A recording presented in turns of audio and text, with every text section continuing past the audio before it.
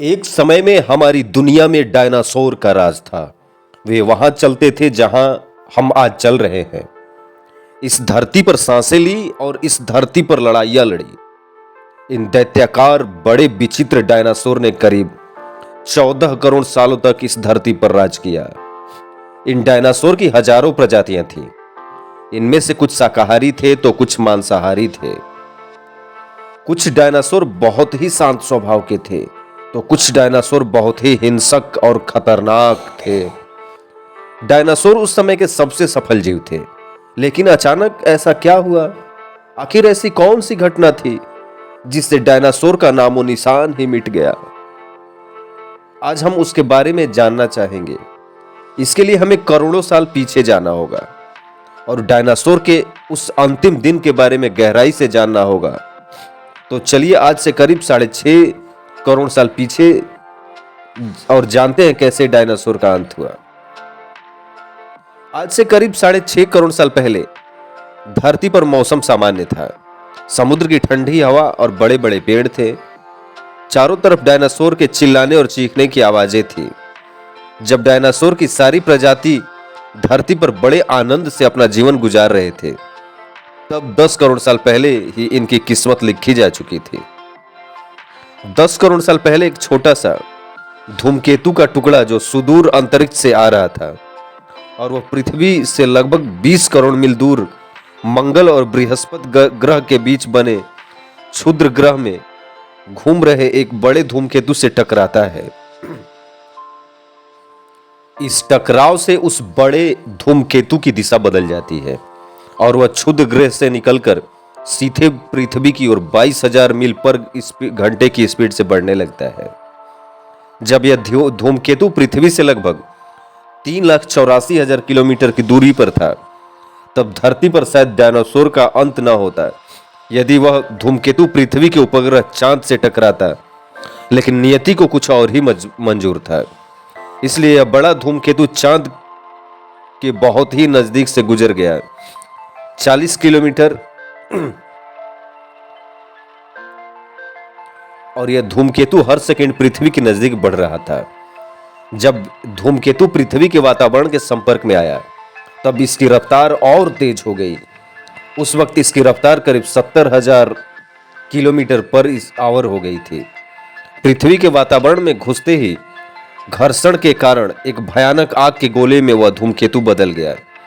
इसकी रफ्तार इतनी ज्यादा थी कि सिर्फ 4 मिनट में अटलांटिक महासागर को पार कर लिया।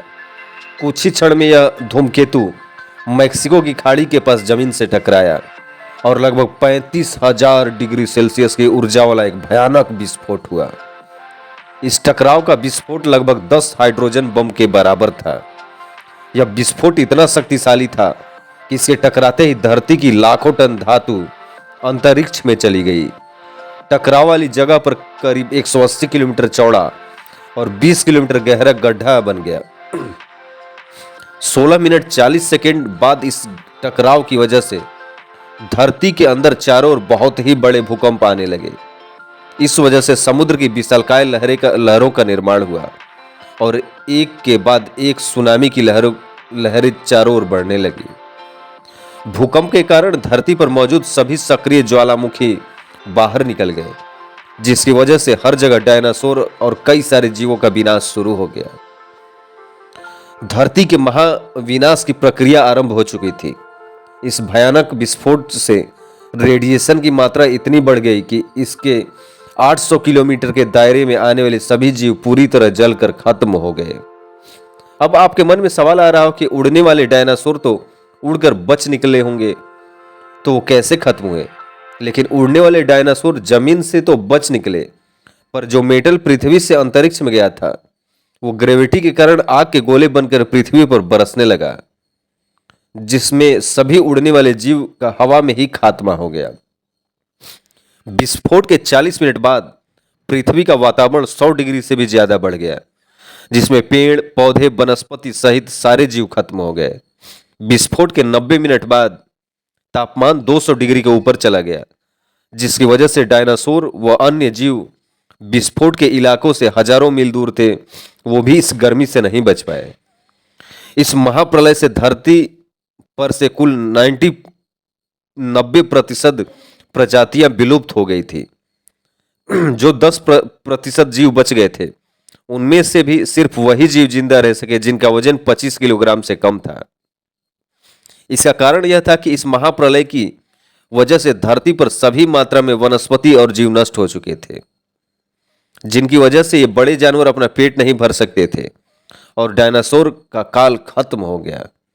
यह महाप्रलय नए और छोटे जीवों के लिए बहुत ही लाभदायक था। इस प्रलय में मेमल्स जैसी प्रजाति बच गई। लेकिन मेमल्स क्या थे और कैसे बच गए, मानव धरती पर कैसे आए, चलिए जानते हैं। मेमल्स यानी स्तनधारी जीव, इन्होंने खुद को इस महाविनाश से बचा लिया। अत्यंत गर्मी से बचने के लिए वो जमीन के अंदर रहने लगे और जिंदा रहने के लिए उन्होंने सब कुछ खाना शुरू कर दिया। धीरे धीरे अब धरती फिर से सामान्य होने लगी थी और फिर नए पेड़ पौधे उगने लगे थे। धरती पर जो जीव बचे थे उनमें से अलग अलग प्रजाति की उत्पत्ति हुई। उनमें से कई सारे जीव थे जिनके हाथ और पैर हमारी तरह ही थे। उनके शरीर में धीरे धीरे बदलाव होता रहा और वो अब सीधे खड़े होकर चलने लगे थे। वातावरण में लगातार बदलाव शुरू हुए, जिसकी वजह से धरती के दो बड़े भाग आपस में टकरा गए और हिमालय जैसे बहुत ही बड़ा पर्वत उत्पन्न हुआ। यह वही शिखर है जो दुनिया का सबसे बड़ा शिखर है, जिसे हम माउंट एवरेस्ट के नाम से जानते हैं। इस पर्वतमाला की वजह से मौसम का पेटेंट बदलने लगा, जिसके चलते पृथ्वी ठंडी होने लगी और इसमें गिरने वाला बर्फ आगे चलकर कई नदियों के निर्माण का कारण बना। और करीब 2 करोड़ साल पहले ग्लोबल कूलिंग हुई, जिसके चलते घास के मैदान बढ़ने लगे और जंगल घटने लगे। तब ऐसे जानवर विकसित हुए जो खुले मैदान में रहने योग्य थे और इन्हीं में दूसरे जानवर को खाने वाले जीव भी मौजूद थे।